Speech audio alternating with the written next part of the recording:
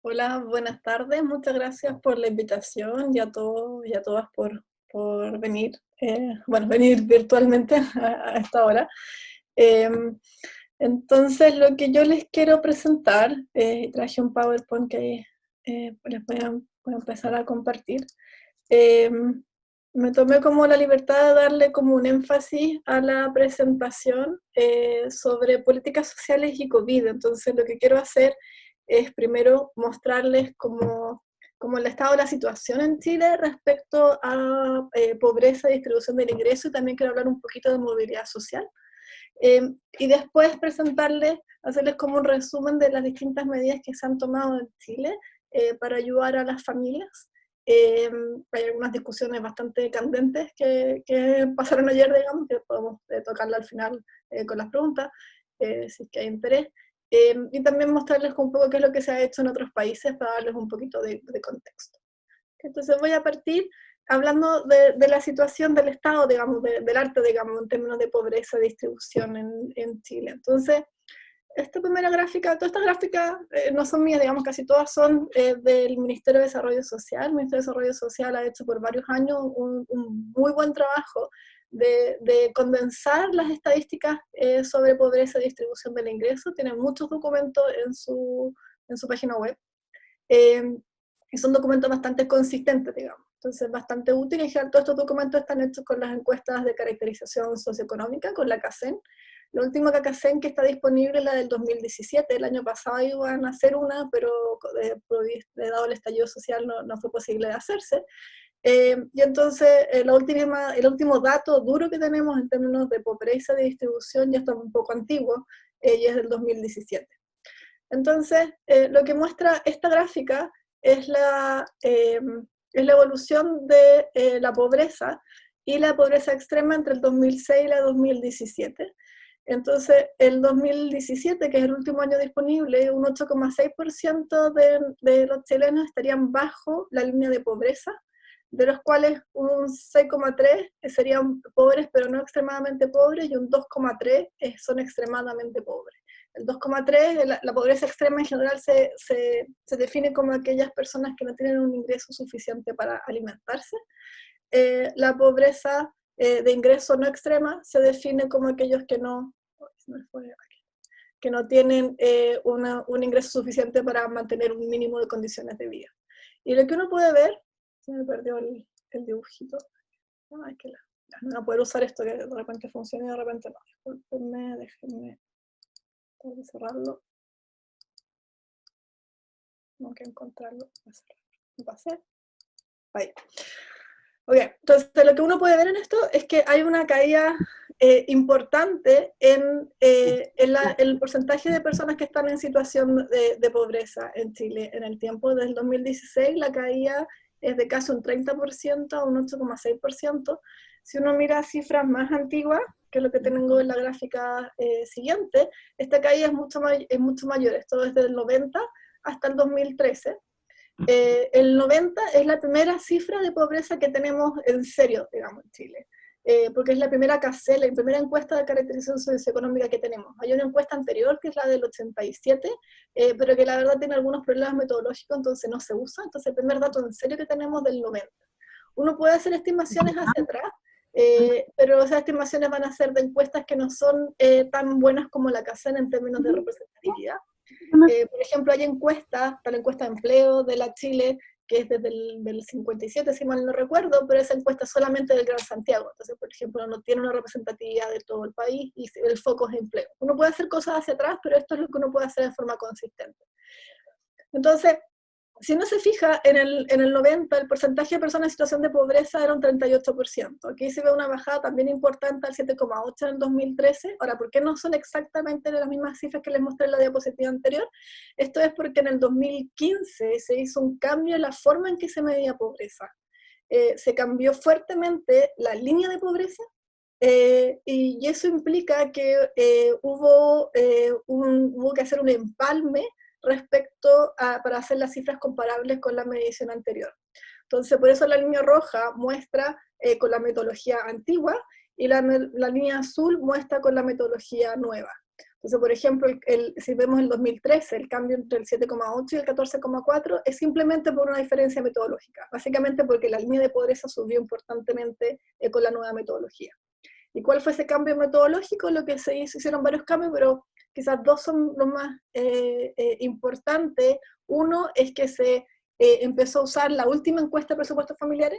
La línea de pobreza anterior usaba una encuesta de presupuestos familiares muy antigua y por lo tanto muy poco realista respecto a los patrones de gasto de los hogares. Eso por un lado. Y el segundo cambio importante fue que antes lo que se hacía era que se construía primero la línea de indigencia y después a partir de ella básicamente se multiplicaba por 2 y se obtenía la línea de pobreza. Lo que ahora se hace es que se construye la línea de pobreza y a partir de ella, 2/3 de ella es lo que define la línea de indigencia. ¿Okay? Entonces, esto solamente como para mostrarle, por un lado, que si uno ve, hay una trayectoria decreciente importante en el porcentaje de personas en situación de pobreza, y dos, que es importante saber que hubo un cambio metodológico en el 2015, por lo tanto hay que tener cuidado cuando uno hace la historia hacia atrás, porque no va a ser que esté comparando peras con manzanas. Un tercer cambio que se hizo en el 2015 y que es relevante es que se empezó a usar una segunda metodología para medir pobreza, que es pobreza multidimensional.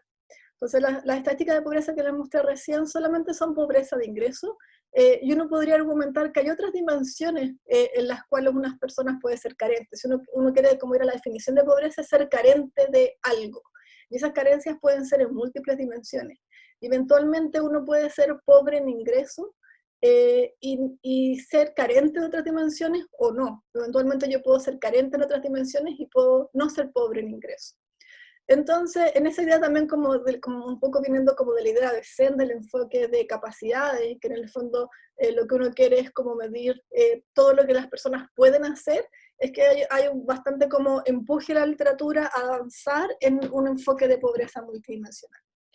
Entonces, estas son las dimensiones en las cuales se mide pobreza multidimensional: educación, salud, trabajo y seguridad social, vivienda y entorno, y redes y cohesión social. Y dentro de cada una de estas dimensiones se establecen distintos indicadores. No los voy a leer todos porque nos vamos a aburrir, pero por ejemplo en términos de educación se mide la asistencia, entonces si hay personas en edad escolar, si están asistiendo o no. Rezago escolar se mide si hay personas que están muy atrasadas en el curso que debieran ir respecto a su edad, y en escolaridad se mide el grado de escolaridad de los miembros del hogar. ¿Okay? Entonces, en función de eso se puede definir si un hogar es carente en educación, y así sucesivamente, si es carente en salud, si es carente en trabajo y seguridad social, si es carente en vivienda, si es carente en redes y cohesión social. Acá una nota chiquitita era que se han hecho dos mediciones ya de pobreza multidimensional, y hubo, de nuevo, a la segunda ya hubo un cambio metodológico, porque en un principio no existía la última columna, no se medía redes, y ahora sí se mide. ¿Okay? Entonces también hay que tenerle ojo cuando uno está como comparando distintos años. Y si se fijan, en cada una de las dimensiones hay un porcentaje, y ese porcentaje es un número que suma a 100, que dice cuán importante va a ser cada una de estas dimensiones en la construcción de la medida de pobreza multidimensional. Entonces lo que tenemos es que todas, educación, salud, trabajo, seguridad social y vivienda, tienen el mismo porcentaje, 22,5%, y red de cohesión social tiene un 10%. Estos porcentajes, primero la definición de las dimensiones, después la definición de los indicadores en cada dimensión, la definición del límite en cada indicador. O sea, por ejemplo, cuando hablamos de rezago escolar, ¿cómo vamos a definir una carencia en rezago escolar? ¿Está atrasado 2 años, 1 año, 4 años? Todas esas son decisiones que se tienen que tomar para hacer la medición de pobreza multidimensional. Y asimismo, la definición de estos ponderadores es algo que se tiene que tomar, es una decisión que se debe realizar para poder hacer algún indicador de pobreza multidimensional. Y entonces es importante como entender que hay varias decisiones que se tienen que tomar acá, y que no todas son obvias, digamos. O sea, no es obvio que el porcentaje tenga, por ejemplo, que tenga que ser igual entre educación, salud, trabajo y seguridad social. Podríamos argumentar que sí o que no, pero no es obvio. Y un trabajo que se hace sensibilidad es ver cuán robustos son los estimadores de pobreza dimensional a variaciones en estos porcentajes. Entonces, acá podemos ver cuál es la incidencia de la pobreza multidimensional. Se fijan, de nuevo tenemos ahora barras rojas y barras azules. Las azules son con la última medición, con las 5 dimensiones, porque como les decía, la dimensión de redes se incorporó en la última medición. Entonces por eso abajito dice medición con 5 dimensiones. La roja es la medición con 4 dimensiones. Está bien. Entonces en el 2017, por otro lado, hay un 20,7% de la población que es pobre multidimensionalmente, y de este 20, la medida en el 2015 era 20,9. Aquí podemos hacer el empalme, digamos, cuando se le agrega a redes, básicamente pasamos de 18,6 a 20,7. Quizás un buen ejemplo, como para enfatizar un poco la importancia de la pobreza multidimensional, es pensar en el caso de los migrantes. Muchas veces los migrantes pueden no ser pobres en ingresos, ahora estamos en una situación excepcional, entonces obviamente no es el caso, pero los migrantes, al menos los que tenemos en Chile, están en general migrando por razones de trabajo, y por lo tanto pueden tener ingresos por sobre la línea de pobreza, pero pueden vivir, por ejemplo, muy hacinados y pueden ser carentes en la dimensión de vivienda. Entonces eso es como un buen ejemplo, creo yo, como para pensar por qué puede ser importante medir dimensiones más allá del nivel de ingreso. ¿Okay? Probablemente estas dimensiones están bastante correlacionadas, o sea, es difícil pensar que una persona puede tener altos ingresos y ser carente en muchas dimensiones. Y también es difícil pensar si una persona que gana, no sé, 8 millones de pesos al mes, pensar que es carente en alguna dimensión, es difícil definirlo como pobre, digamos. Esas son como las dificultades de la metodología, pero en general es ilustrativo, al menos como en el diseño de políticas sociales, entender hacia dónde se debiesen enfocar los recursos públicos que debiesen hacer aquellos lugares en los cuales hay mayores carencias. ¿Okay? Y también eso es importante en el sentido de que en general el gasto público en Chile, el gasto social en Chile, se focaliza en transferencias en especies, es gasto en educación, es gasto en salud, etc. Y eso se debiese ver directamente en la pobreza multidimensional, pero no se debiese ver directamente en la pobreza de ingresos. En la pobreza de ingresos solamente vamos a ver el gasto social que corresponda a transferencias de ingresos. ¿Okay? Entonces, otra forma de decirlo es que cuando miramos los indicadores de pobreza multidimensional, podemos tener como una mejor evaluación del efecto del gasto público que si simplemente vemos pobreza de ingresos.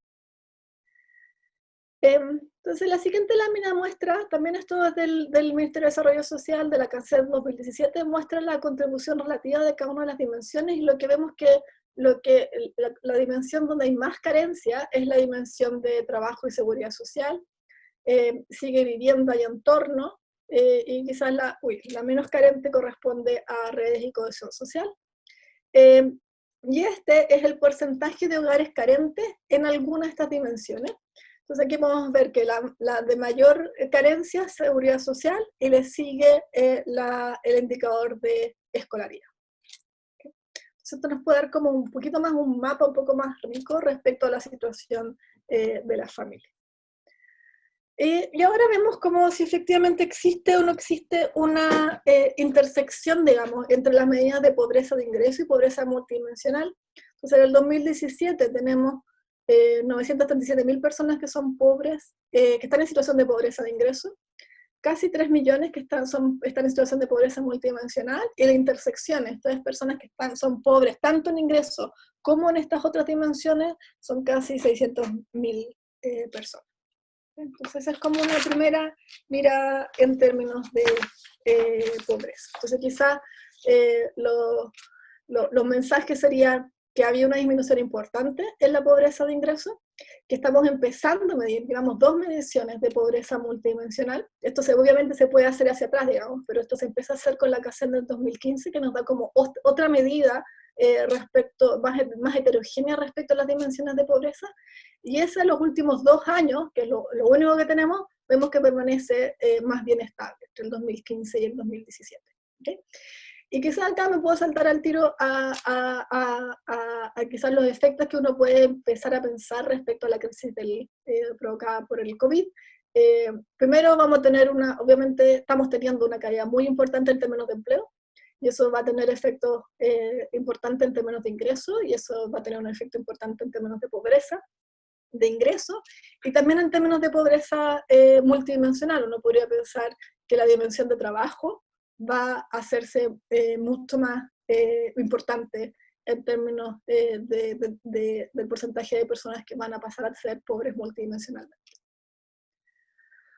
Ok, lo segundo que quería mostrarles son algunas estadísticas de ingreso haciendo el camino para empezar a hablar de distribución del ingreso.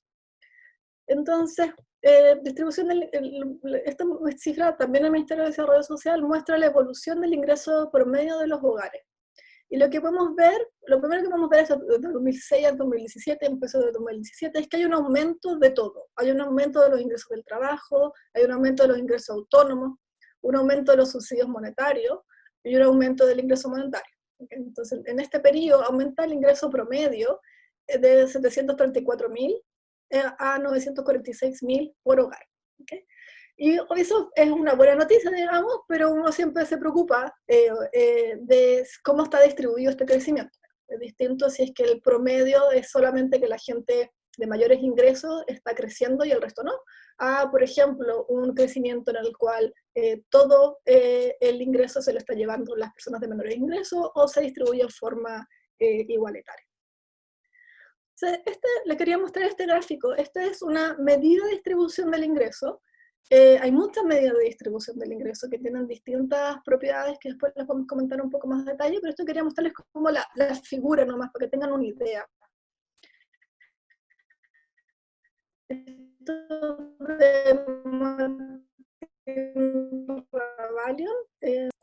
entonces esto es en el tiempo, del 1980 al 2010.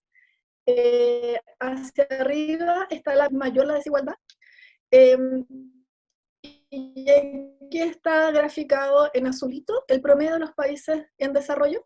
Y arriba, que es el que les quiero enfatizar, es América Latina y el Caribe. Entonces lo que podemos ver es que como región estamos sobre el promedio de los países en desarrollo. Y esto es un tema regional. Pero también lo que se ve bastante sistemáticamente es que ha habido una caída en los últimos 10, 20 años en la dispersión de los ingresos. Hay una caída en la desigualdad en América Latina en los últimos años. Entonces, seguimos siendo una región muy desigual, pero una región que está disminuyendo sus niveles de desigualdad. Entonces, vamos con la lupa a Chile. Entonces esto también es de la última encuesta que tenemos, lamentable que sea tan antigua a esta altura, digamos, pero es lo que hay. Esta es de nuevo la CACEN del 2017. Entonces déjeme explicarle el gráfico. Lo que está graficado en el eje horizontal, lo que se hace es que se ordenan, en este caso, los ingresos autónomos de las distintas personas, se ordenan de menor a mayor, y después se dividen en 10 grupos iguales. Entonces, donde tengo acá un 1, o sea, hay un 1 es el 10% de menores ingresos, y acá arriba, hacia la derecha, en el 10, es el 10% de mayores ingresos. Entonces tenemos que en el país, el promedio de ingresos, y esto es ingreso autónomo, esto no incluye las transferencias del Estado, el promedio del ingreso autónomo son 915.000, este es el promedio entre todos los hogares. En el primer decil, o sea, en el 10% de menores ingresos son 104.000, en el 10% de mayores ingresos son 3.200.000. ¿Okay? Esa es la magnitud de la diferencia entre los hogares de menores ingresos y los hogares de mayores ingresos. ¿Okay? Enfatizar acá que es ingreso autónomo, de nuevo, y eso significa que no incluye a los subsidios monetarios, porque si le incluimos los subsidios monetarios tenemos este gráfico. Entonces, si se fijan, el primer decil, el 10% más pobre, pasa de 100.000, 104.000 a 190.000, que igual es un nivel bastante bajo, pero casi duplica su nivel de ingreso. ¿Okay? Una vez que uno le incluye los subsidios monetarios. Y el 10% más rico básicamente se mantiene inalterado. Entonces, aquí es una primera forma de ver que el Estado tiene un rol ecualizante con sus transferencias. Entonces, las transferencias del Estado resultan estar bien focalizadas, es decir, van a aquellas personas que tienen menores ingresos, no exclusivamente, digamos. ¿Por qué no exclusivamente? Porque todavía tenemos el sistema de algunos rezagos del sistema de pensiones de reparto que teníamos antes, y con ese sistema de pensiones de reparto, como no depende del nivel de ingreso de las personas, hay personas que pueden estar aquí en el decil más alto y siguen recibiendo transferencias del Estado vía esas pensiones. Esa es básicamente la forma en que se filtra hacia más arriba.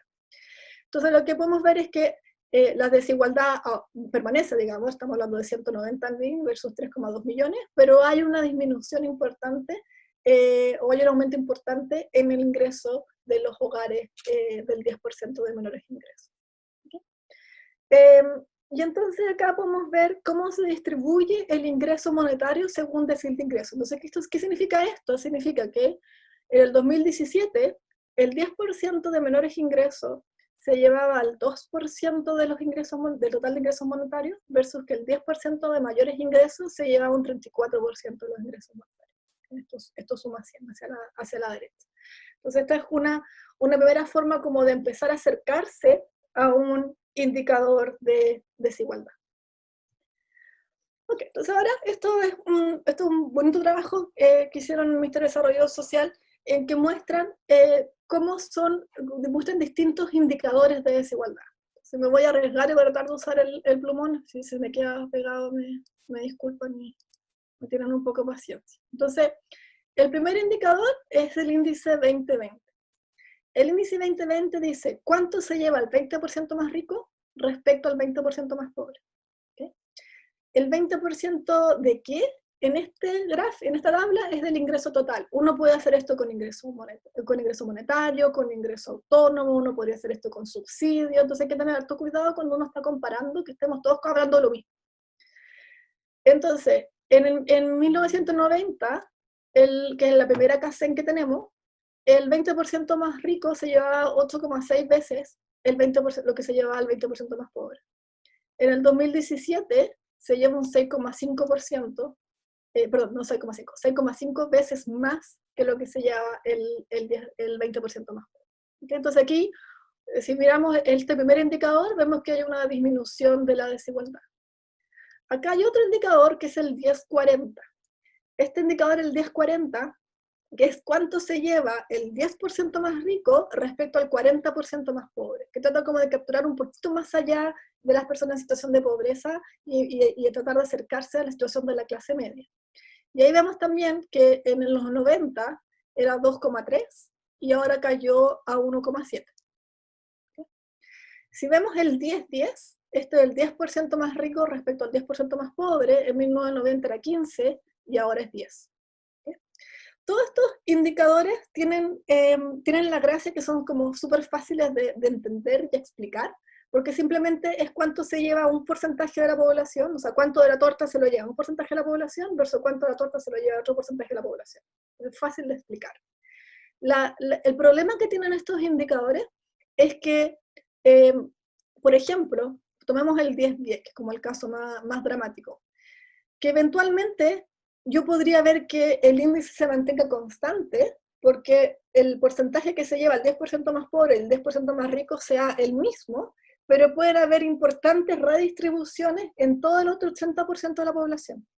Entonces, eventualmente, las personas que están en el quintilo por ciento más rico pueden estar haciéndose inmensamente rica, pero yo no lo voy a ver en este indicador 10. O al revés, la gente que está en el 20% puede estar siendo mucho más por ciento y yo lo voy a ver en este indicador. ¿Se entiende?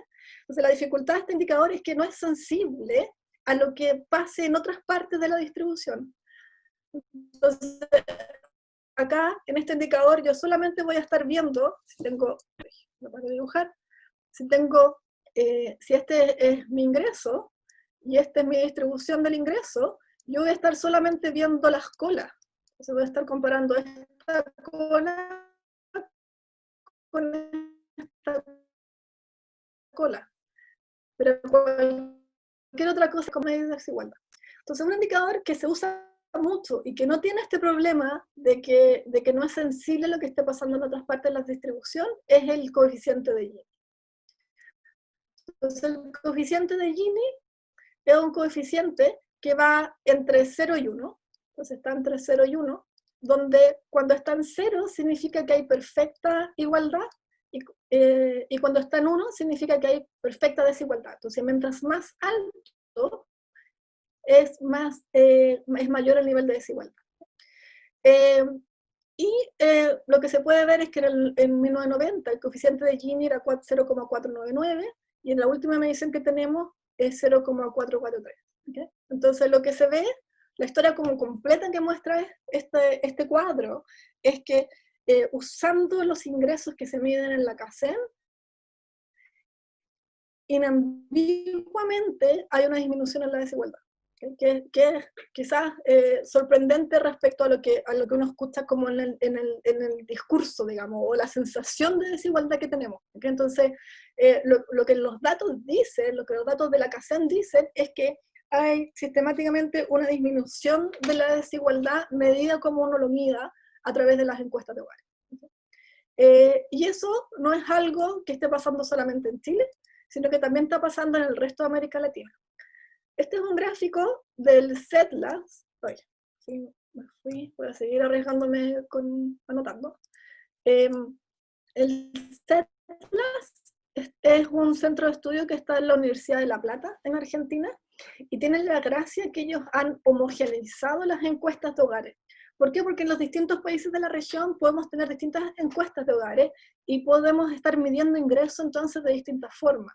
Entonces, cuando uno compara el nivel de ingreso medido en la encuesta de hogar en Perú y en Chile, en Argentina, eventualmente está comparando cosas que no son comparables. ¿Okay? Entonces, el trabajo que se da del CEPDA, que es un trabajo bastante, que tiene que hacerse de forma muy acuciosa, es construir, es normalizar, homogeneizar las encuestas de manera tal que las estadísticas que se construyan sean comparables entre los distintos países. ¿Okay? Entonces, un buen lugar como para ir a recoger comparaciones entre los distintos países de la región. Entonces, lo que este gráfico muestra, este es el Gini del 2002, y en este eje tenemos el Gini del 2010. ¿Okay? Y esta línea punteada, esta línea de acá, que no lo voy a tratar de hacer porque me va a quedar feo, digamos, pero esta línea es una línea de 45. Me fui para otro lado. Una línea de 40. Yo estuviera acá, estuviera en un punto, disculpe. Si yo estuviera en esta línea 45, significaría que mi nivel de desigualdad en el 2002 es igual a mi nivel de desigualdad en el 2010. Y lo que se ve es que todo en América Latina con su conjunto y todos los países, excepto Costa Rica, se observa que la desigualdad ha ido disminuyendo entre el 2002 y el 2010, que tiene que ver con el dibujito que les mostraba al principio. Entonces, si bien es una buena noticia que la desigualdad en Chile esté disminuyendo, o haya estado disminuyendo hasta el 2017, es algo que está pasando en toda la región. No solamente es algo que esté pasando en Chile, entonces también es importante tenerlo como contexto. No, se me quedó.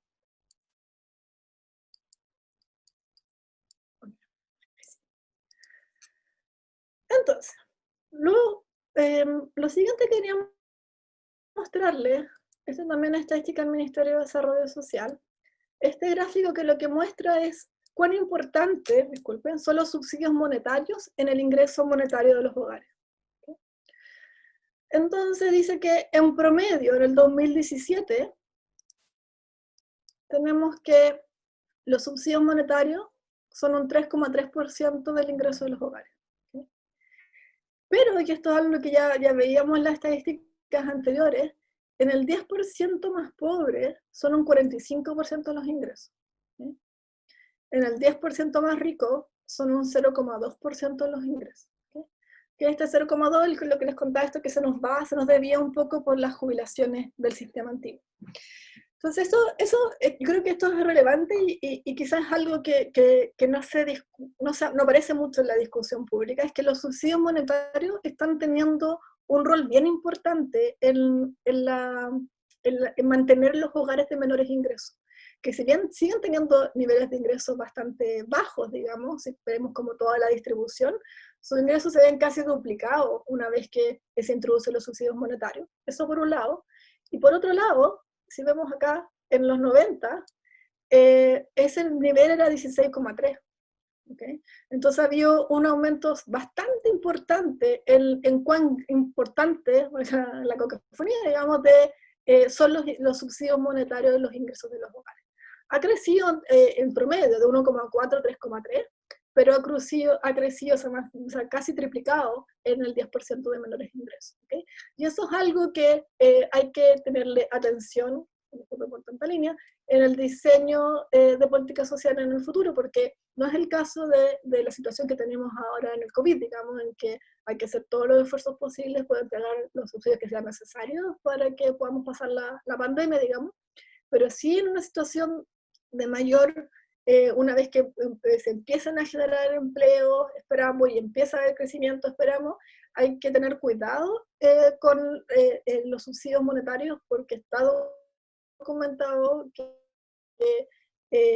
si son, dependiendo de su nivel, la forma que están diseñados pueden tener efectos en la participación laboral de las personas. Ok, dicho eso, entonces la pregunta legítima es por qué entonces hay gente que dice que la distribución del ingreso está haciéndose más desigual en el tiempo. ¿Okay? Entonces hay un libro súper bueno, Desiguales, del PNUD, y la dificultad es la siguiente. Las encuestas de hogares en todas partes del mundo son malas para capturar los ingresos de las personas de mayores ingresos. ¿Okay? Eso es sistemático. ¿Okay? En parte porque no están diseñadas para eso, porque en general están pensadas más bien para medir pobreza y para medir como la eficiencia, la eficacia del gasto social. Entonces uno quiere saber si los niños están yendo a la escuela, uno quiere saber cuál es el nivel de ingreso de las personas de menores ingresos, uno quiere saber si los subsidios de vivienda están bien focalizados, etc. Eso por una parte, y por otro lado, porque las personas pueden pueden tender a subdeclarar sus ingresos. Eso en todas partes de la distribución, también en los ingresos, en las personas de menores ingresos, pueden tender a subdeclarar, por las personas, pero también en las personas de altos ingresos. Entonces, una forma alternativa de medir los ingresos de las personas de altos ingresos es ir a los datos de impuestos. Un ingreso básicamente casi no tiene datos, porque en general esos ingresos son informales y por lo tanto no están registrados en el sistema tributario. Entonces, cuando uno se va a medir, tratar de medir desigualdad con datos tributarios, en general lo que termina haciendo es midiendo participaciones ricos, el 0,1% más rico, ya así sucesivamente. ¿Okay? Pero no puedo medir el denominador, si quisiera ciertas razones, porque el denominador no tengo ningún dato en los datos tributarios. ¿Okay? Y entonces, si es que uno hace ese ejercicio, y ese ejercicio, no hay muchos ejemplos en el caso de Chile, hasta donde yo sé, hay 3 papers, digamos, dando vuelta, haciendo este ejercicio. Uno puede hacerlo, la forma más fácil de hacerlo es ir a los ingresos de las personas y ver qué participación en el ingreso tiene, por ejemplo, el 0,1 en este gráfico, el 0,1% más rico, el 0,9, el 4%, el 1%, el 5%. Entonces, si es que uno va a como la declaración de ingreso individual, el 1% de mayor ingreso se llevaría, de acuerdo a esta estimación del Banco Mundial, un 13,9% de los ingresos. El 5,% se llevaría un 36,6% de los ingresos tributarios, que no son todos los ingresos, ¿cierto? Porque todos los ingresos informales no están acá. ¿Okay? Hay un segundo nivel de dificultad, que es importante en el caso chileno, que es que hay muchas, o sea, una cosa es el ingreso que yo declaro como ingreso personal, pero otra cosa es que yo tengo una participación en alguna sociedad y esa sociedad genera ingresos. ¿Okay? Y eso puede ser algo legítimo, en el sentido de que yo, por ejemplo, tengo acciones de una sociedad y la sociedad tiene ciertas utilidades y parte de esas utilidades están guardadas dentro de la sociedad eventualmente para hacer reinversiones. Y también puede tener algo más bien legítimo, que es que eventualmente yo creo estas sociedades para guardar mi ingreso ahí. Típicamente, el caso como bueno siempre tiene en la cabeza es como son las sociedades de los médicos, digamos. Muchas veces los médicos tienen sociedades, cuando uno va a un doctor privado, la boleta en general no dice doctor Juan Pérez, dice sociedades, servicios médicos, no sé qué, no sé qué. ¿Okay? ¿Qué significa eso? Que lo que uno le paga va a la sociedad y eventualmente después esa sociedad puede distribuir lo que gana al médico y quizá otro médico que hay ahí, no tengo idea. Entonces, si es el médico, si el ejemplo este simple que yo estoy dando es que yo soy médico y yo tengo una sociedad, ese ingreso la verdad es mío. ¿Okay? Y que lo estoy haciendo pasar por una sociedad por una razón tributaria. Ahora, en ese caso, debiese ser fácil como imputarme ese ingreso a mí, pero es mucho más difícil si yo soy dueño de o tengo participación en una sociedad que tiene acciones en otra sociedad, que tiene acciones en otra sociedad, y esa cadena puede ser muy, muy, muy compleja. ¿Okay? Cuando uno trata de hacer eso, yo nunca he tratado de hacerlo, nunca he tenido acceso a los datos de impuestos internos, pero la gente, con un par de colegas, un colega lo ha tratado de hacer, y dicen que es muy difícil y que uno tiene que ponerle como una piedra de tope, en el sentido de que en algún minuto tiene que parar esa cadena. O sea, ¿qué pasa con la sociedad que es dueña de otra sociedad, así sucesivamente? Hay que tomar alguna decisión y hay algún porcentaje de utilidades que están guardadas en las empresas que no se pueden asignar a nadie porque nadie sabe, es muy difícil seguir la cadena hacia atrás. ¿Okay? Entonces, estos ejercicios que vienen en la línea siguiente de la tabla que les estoy mostrando no es simple de hacer, requieren mucho supuesto. Porque, por ejemplo, ¿cómo distribuyo estas utilidades que están dentro de las empresas a las cuales no les puedo poner un root de una persona natural? Porque es demasiado complicada la estructura de financiamiento que tiene. Entonces, son estimaciones difíciles de hacer. Entonces, esto es lo que muestra el Banco Mundial. El Banco Mundial muestra que si es que bajo un set de supuestos, digamos, que no son los únicos supuestos que se pueden hacer, si es que uno hace este ejercicio, por ejemplo, en esto de la distribución del 2013, entonces si uno le asigna a las personas las utilidades que les corresponden a ellos, que tienen las empresas, el 1% no se llevaría el 13,9%, sino que el 33% de todos los ingresos tributarios. El 5% no se llevaría el 36,6%, sino que se llevaría el 51,5%. ¿Okay? Y estos números son relativamente altos, pero tampoco son como terriblemente altos respecto a lo que existe en otros países. Entonces, cuando la gente que dice que la desigualdad está aumentando, está hablando de esta tabla, no de las tablas anteriores. O sea, los gráficos anteriores con encuestas de hogares son completamente inambiguos. Inambiguamente muestran que, independiente del indicador que uno muestre, la desigualdad está cayendo, no está cayendo de forma súper rápida, el nivel inicial que tenemos de desigualdad es altísimo, pero la tendencia es hacia abajo. Entonces la gente que dice que la desigualdad está aumentando, está mirando algo como esto. Entonces hay un paper que ha hecho este ejercicio para distintos años, con bastante supuesto, y encuentra que hay un aumento en la desigualdad medido de esta forma. ¿Okay? Pero se requiere harta, a mi juicio, mucha más discusión y mucho más investigadores trabajando con esos datos para hacer un buen análisis de efectivamente se está aumentando o no, porque como les decía, requiere mucho supuesto. Y por lo tanto hay que hacer como harta sensibilidad para ver si es que los resultados son robustos estos supuestos. Uy, estoy hablando mucho, voy a apurar. Disculpa, me entusiasmé. Entonces déjenme ir rápido por la hora, se me pasó la hora por completo. Ok, entonces esto último que les quiero mostrar de pobreza y desigualdad muestra cuánto ha caído la pobreza. Entonces ha caído, en la última cifra, un 59,9 puntos porcentuales, ha caído la pobreza. Y después se hace una descomposición, típicamente, que trata de ver cuánto de la caída de la pobreza en Chile se debe a cambio en el crecimiento y cuánto se debe a cambio en distribución. Y lo que se encuentra es que es casi, o sea, un 92% de la caída corresponde a un efecto de crecimiento. Entonces el crecimiento ha sido el principal elemento que ha empujado la disminución de la pobreza en el caso de Chile. Eso obviamente no significa que la distribución no tenga ningún efecto o no pueda tener ningún efecto.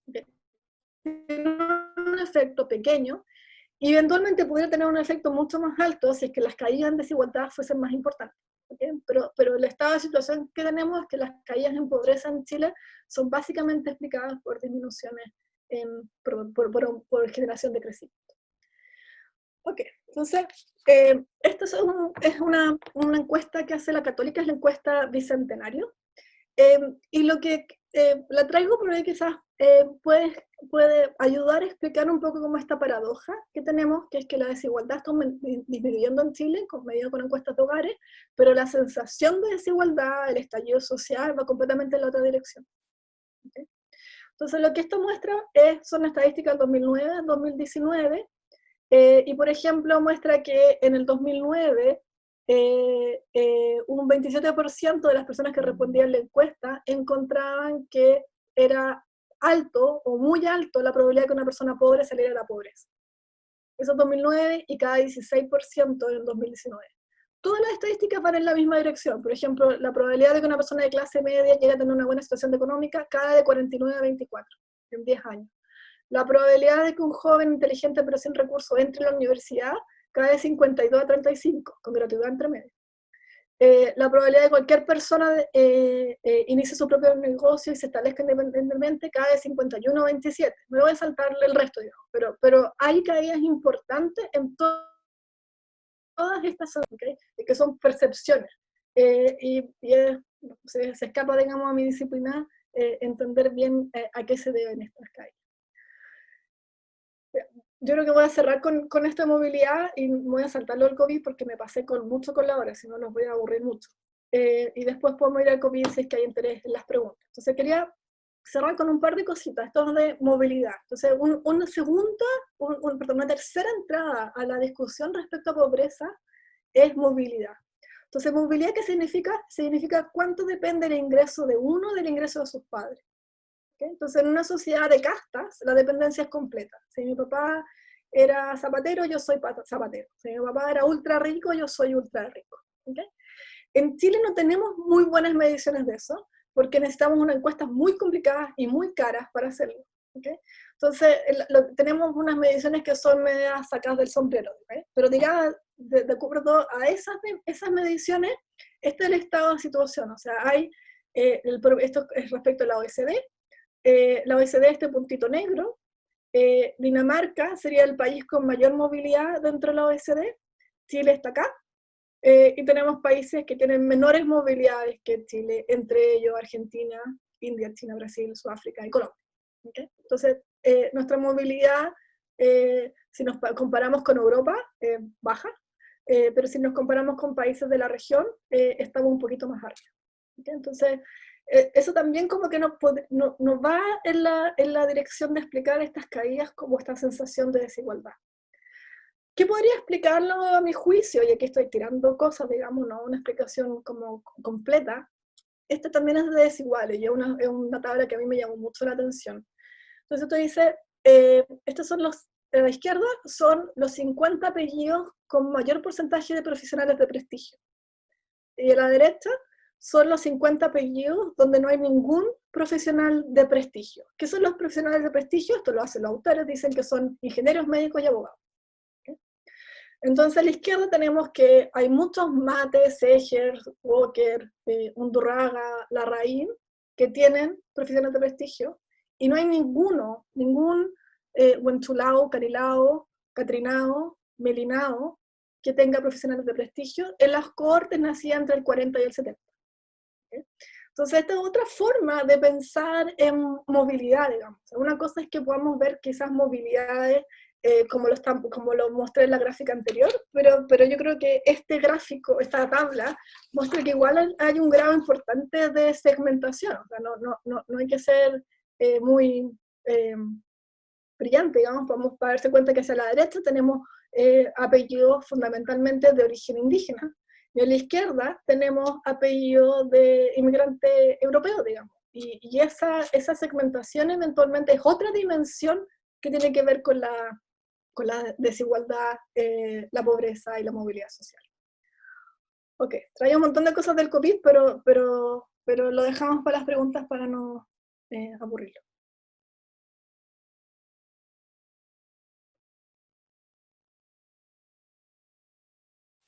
No escucho.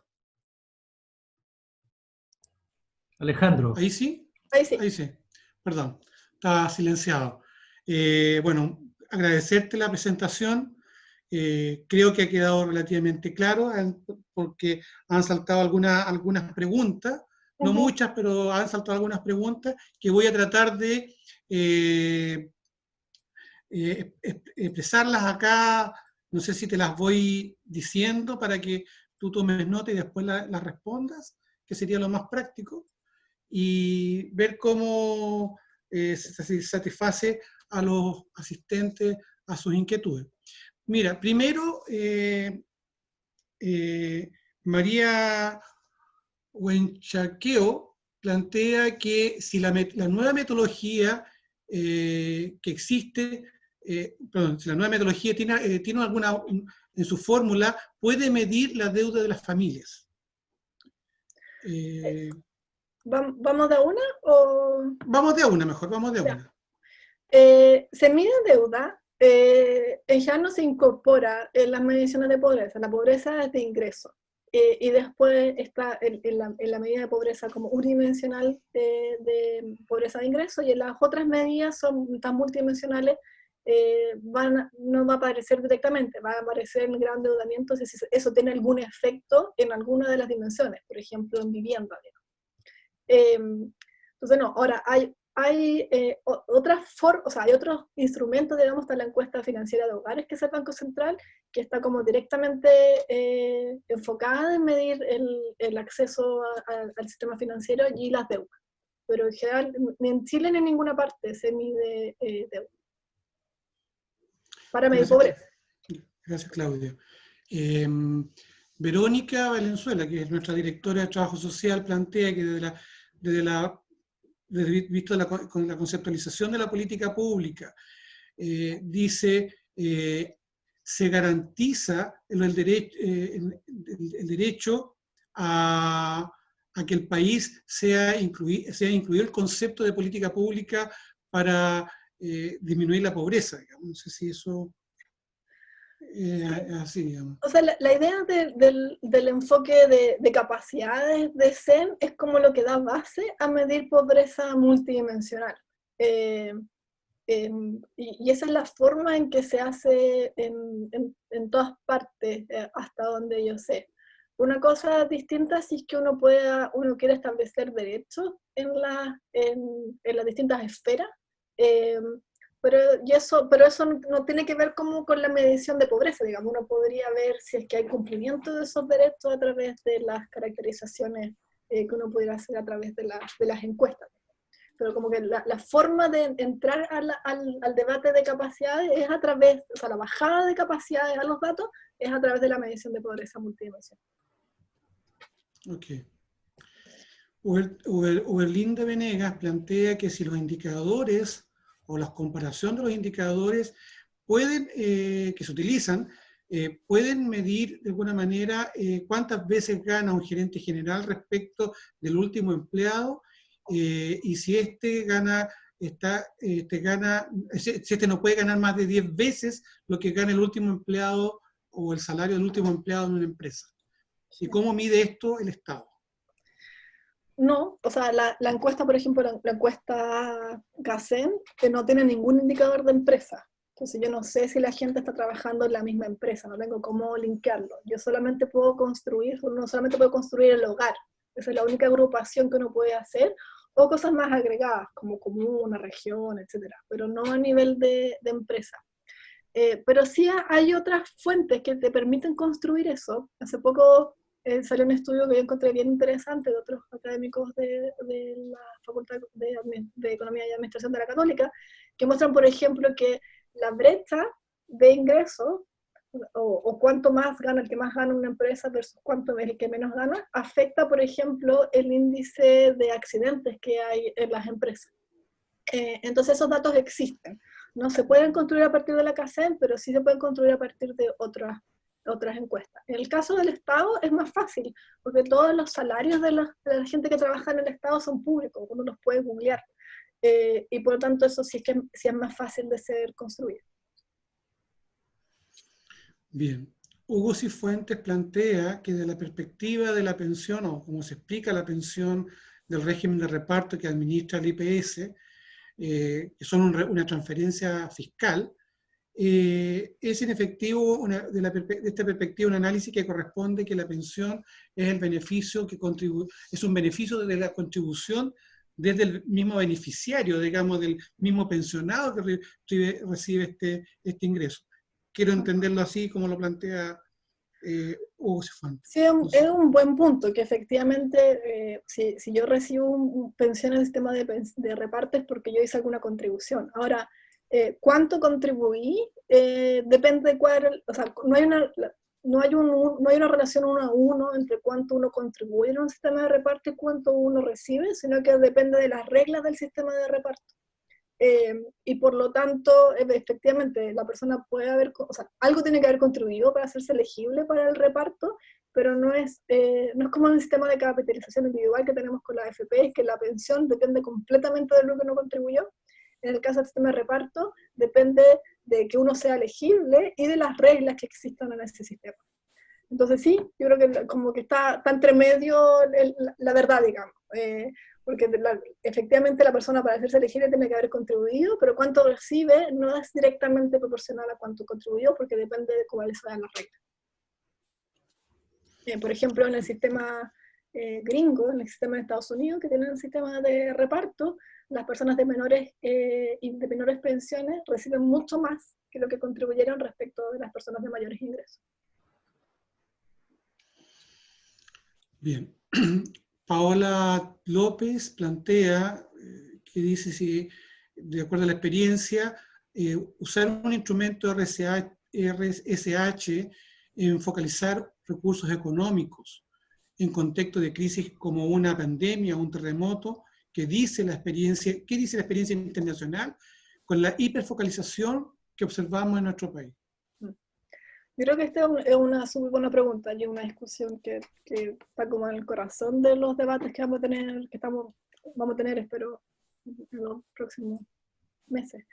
Que es que, o sea, aquí hay como distintas vertientes. Una vertiente es decir, focalicemos, porque cuando tenemos recursos escasos, lo más lógico, si uno tiene como preferencia así a los roles, es entregar recursos a las personas que tienen menores ingresos. Y eso es entre comillas lo justo. Otra vertiente tiene que ver más con la idea como de derecho, y tiene que ver con la idea como que el rol del Estado es proveer ciertos mínimos para todos, independiente del nivel de ingreso de las personas. Y en Chile hemos vivido con un paradigma de que lo que necesitamos o sea, lo que importa es pobreza, y lo que queremos entonces focalizar, es concentrar nuestros recursos en aquellas personas que tienen menores ingresos, y eso significa focalizar fuertemente. Ahora, cuando uno focaliza, siempre tiene que tener cuidado con cometer errores, es imposible no cometer errores. Y ahí hay dos tipos de errores, que la literatura dice, el error de inclusión, que es incluir a gente que no necesita el programa, y el error de exclusión, que es excluir a gente que sí lo necesita. ¿Okay? Y los dos errores uno quiere minimizar. Uno no quiere darle un subsidio monetario a una persona que gana 8 millones de pesos. ¿Okay? Entonces no quiere cometer un error de inclusión, pero tampoco quiere equivocarse y excluir a alguien que en ese minuto sí lo necesita. Entonces, lo que se hace en Chile es focalizar a través de un instrumento que ha ido cambiando de nombre en el tiempo, ahora se llama Registro Social de Hogares. Y el Registro Social de Hogares lo que trata de hacer es tener como una idea de cuál es el ingreso, entre comillas, como de largo plazo, permanente de las personas. ¿Y por qué la idea es que sea como de largo plazo? Porque uno no quiere que porque una persona le va bien un año, se le retiren todos los beneficios. ¿Okay? Porque eso puede tener un problema de incentivo y puede hacer que los beneficios sean súper volátiles. Y entonces, en ese sentido, el RSH no es un buen instrumento para una situación de emergencia en el cual los ingresos de largo plazo de las personas pueden condecirse poco con los ingresos de corto plazo que tengan. Ahora, lo que se está haciendo ahora es un segundo instrumento, el ICE, que no tiene una mirada de largo plazo, sino que solamente mira el corto plazo. ¿Okay? Y en ese sentido el ICE podría ser un mejor instrumento para focalizar que el RSH. Yo creo que el instrumento típico del RSH no es un buen instrumento, el ICE, ese indicador puede ser un mejor instrumento, pero yo comparto contigo que en una situación que es la sensación que me tengo de la pregunta, digamos, que en una situación de emergencia como la que tenemos, tan generalizada, eventualmente la focalización es mejor, o sea, la focalización puede ser muy difícil, y es mejor en esta situación de emergencia eventualmente equivocarse incluyendo de más que incluyendo de menos. ¿Sí? Por otro lado, hay que tener, siempre uno tiene que tener como la idea de que los recursos no son infinitos, digamos, y que uno tiene que tener algunas salvaguardias, digamos, pero en esta circunstancia yo compartiría que es mejor equivocarse con un error de inclusión que de exclusión. Bien, José Miguel Cruz plantea que desde la visión de la política pública, el apoyo a las familias vulnerables es a través del COVID.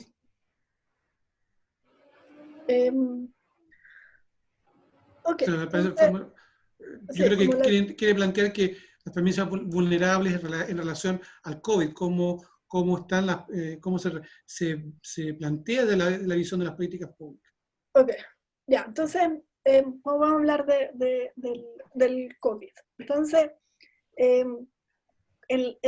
hay distintas formas, o sea, hay distintas cosas que ha hecho el gobierno. Entonces, uno, como ustedes bien dicen, el ingreso del IFE, el ingreso familiar de emergencia. Otra cosa es el apoyo a los trabajadores honorarios. Una tercera cosa es la ley de protección del empleo.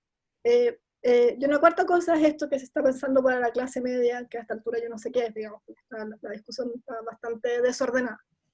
Entonces, en términos del IFE, el ingreso familiar de emergencia, partió como un instrumento, traía unas diapos, a ver si las encuentro, partió como un instrumento súper focalizado.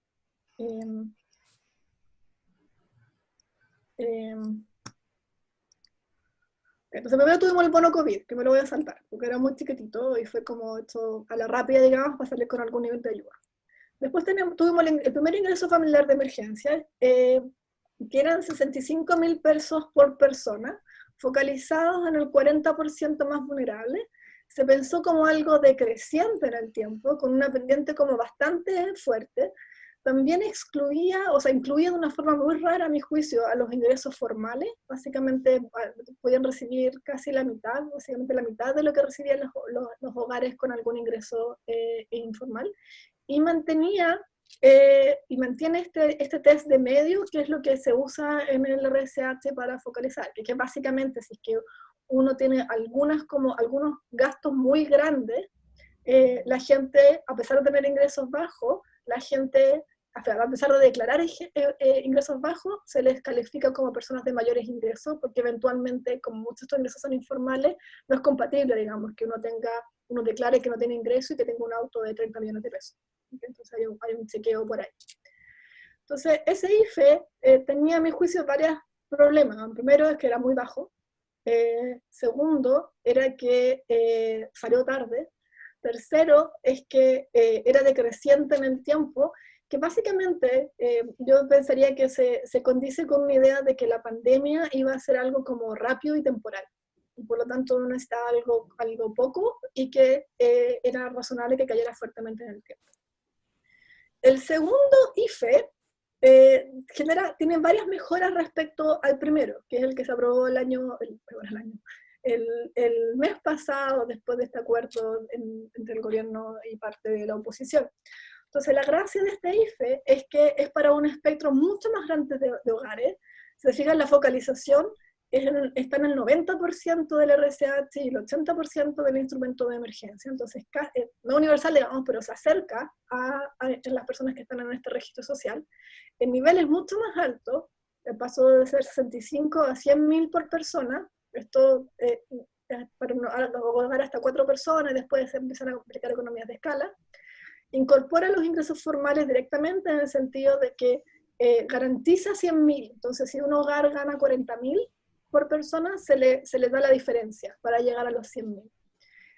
Además, se pone un piso de 25.000 y amplía el rango. Se dice, va a ser de 100% por junio, 100% por julio, 80-100% por agosto, dependiendo de cuál fuese el estado de la pandemia. Entonces, a mi juicio, este segundo IFE es bastante mejor que el primero, porque aumenta la cobertura, aumenta el monto, aumenta el número de meses, y la tasa no decrece tan fuertemente como el otro, pero pero la dificultad con la que estamos en este minuto, y quizás explica en parte las discusiones que tenemos en el Congreso, es que parece estar quedando un grupo importante de personas que lo están necesitando afuera. Y digo parece porque es algo que uno escucha, que uno recoge directamente, pero no tenemos datos, los que no estamos trabajando en el gobierno, para efectivamente analizar quiénes son. Porque no son los más pobres, porque esos están cubiertos por el IFE, no son las personas que estaban asalariados, porque ellos tienen el seguro de cesantía, no son los trabajadores honorarios, porque ellos tienen el paquete de ayuda a las personas con honorario. Entonces queda un grupo de la población que está quedando fuera, pero que está costando identificar. Y entonces una preocupación que por lo menos yo tengo respecto a lo que se aprobó ayer en el Congreso es que es para todos, independiente del nivel de ayuda que esté teniendo, por un lado, lo cual no es muy lógico, digamos, porque eventualmente hay gente que está recibiendo otra ayuda y que no necesita este salvavidas de última instancia, me juicio, por un lado. Y por otro lado, tenemos, si comparamos lo que se aprobó ayer respecto a la última oferta del gobierno, que era este crédito blando, la verdad que el crédito blando, hay que ver el proyecto de ley, digamos, pero al principio en el titular el crédito blando es muy superior a sacar los recursos de la AFP. O sea, lo último que dijo el gobierno era que era un crédito o sea, que tenía un año de gracia a tasa cero, que se pagaba contingente al ingreso, es decir, se ganó poco, pagó poco, se ganó mucho, pagó más, y si al cuarto año uno no lo pagaba, se dejaba de cobrar, se condonaba por completo. Eso es bien distinto a sacar un 10% de la AFP y tener menos pensiones para cuando uno se jubile. ¿Okay? Entonces yo creo que ahí estamos como en un enredo, y yo creo que parte del enredo, además de un tema ideológico, es que no sabemos bien a quién le falta. No hemos logrado como hacer como un buen análisis, porque nos faltan los datos, a mí me faltan los datos, como para decir, ok, aquí hay un grupo de personas que no están siendo protegidas, porque obviamente ante tal tamaño de la crisis, uno necesita hacer transferencias de ingreso a todos los que lo necesitan. Bien. Gracias, Claudia. La otra pregunta, Diego Olivares dice, ¿cuál es el elemento que primó en la reserva de los 12 millones de dólares que fue exclusivamente para nuestra capacidad de endeudamiento, o mirando también alguna referencia de otros países de América Latina o de países desarrollados? Es súper buena pregunta, porque la verdad no hay como un nivel de endeudamiento óptimo. Si uno ve los países desarrollados, tienen niveles de endeudamiento mucho mayores que los que tenemos nosotros. Ahora nosotros, si tuviéramos un nivel de endeudamiento, tendríamos un nivel de riesgo altísimo y no nos terminarían prestando plata, digamos. Entonces no son posibles. Entonces, no hay un modelo económico que uno le diga así como a ciencia cierta, el nivel de endeudamiento óptimo es 40%. ¿Okay? Lo que uno puede entonces tratar es como de acercarse a promedios, digamos. Uno puede ver cómo van cambiando los niveles de riesgo que tienen los países respecto a su nivel de endeudamiento. Pero los 12.000, ¿de dónde vienen? Básicamente porque es lo que teníamos ahorrado antes de que empezara la crisis. ¿Okay? Entonces eso daba como un ancla, como es imposible decir si la tasa óptima de deuda es 42, 57, digamos, una forma de resolver el problema es decir, ok, ¿cuánto teníamos ahorrado antes de que empezara esta crisis? Ok, esos son los ahorros que tenemos y eso es lo que nos vamos a gastar en este periodo. Bien, la otra pregunta, gracias Claudia, la otra pregunta de Martín Garrido dice, si el Banco Mundial tiene como propósito superar la superación de la pobreza, en los últimos años no ha privilegiado a Chile. Sin embargo, ha ayudado a Argentina en el 2018 y a otros países de Centroamérica. ¿Se entiende que es por esta caída la desigualdad? No sé, no estoy muy segura. O sea, efectivamente, el Banco Mundial y todos los organismos de cooperación focalizan también. Y focalizan en los países que tienen menores niveles de deuda para entregar sus ayudas. perdón, menores niveles de ingresos, me con la deuda. Entonces, efectivamente, los países de menores recursos suelen recibir mayores niveles de ayuda. Que eso significa, pero como veíamos, la caída de la desigualdad es bastante, se da en toda la región, no se da en los países más pobres o en los países menos pobres. Lo que sí se da es cierta convergencia. En general, los países que eran más desiguales están cayendo más en su nivel de desigualdad, los países que eran menos desiguales, siendo todos súper desiguales en la región, están cayendo menos de su desigualdad. Pero yo no me atrevería a decir que tiene que ver con los paquetes que puede estar haciendo, las intervenciones que pueden estar haciendo los multilaterales. Y la última pregunta en relación a la caída de la pobreza, que planteaste que la caída de la pobreza principalmente se había dado por el crecimiento económico.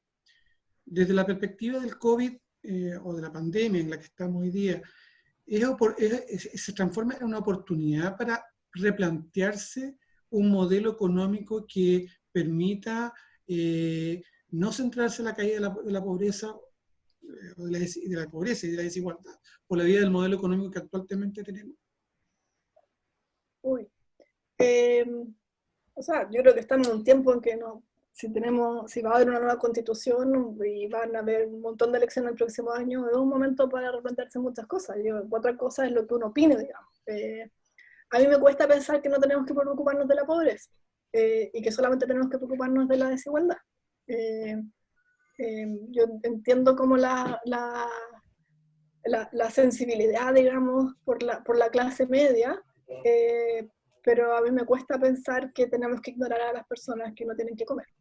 Entonces, yo no sé si respondo a la pregunta, pero sí, no sé, yo creo que estamos en un minuto en que vamos a tener que tomar muchas decisiones.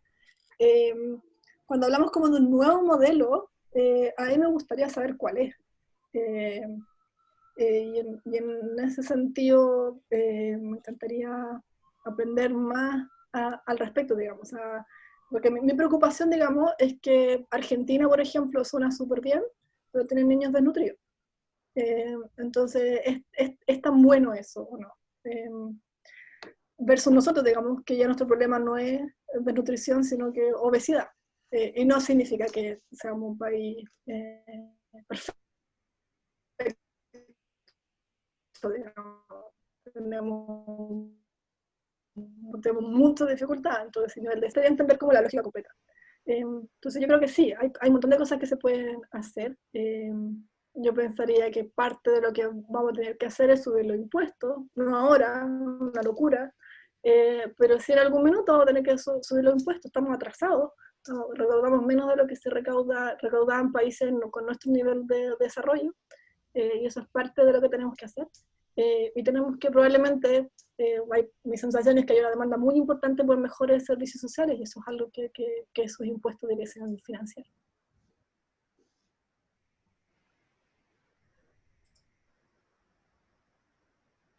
Leo una pregunta de Boris, que dice, ¿se puede hacer un catastro con datos de impuestos internos si llegan a las personas? Sí, pero el problema con impuesto interno es que uno llega tarde. O sea, uno podría minar datos tributarios, pero los datos tributarios suelen llegar bastante tarde. O sea, por ejemplo, el IVA se paga con rezago, las boletas de honorarios llegan tarde. Claro, los que son asalariados sí, por ahí se puede llegar.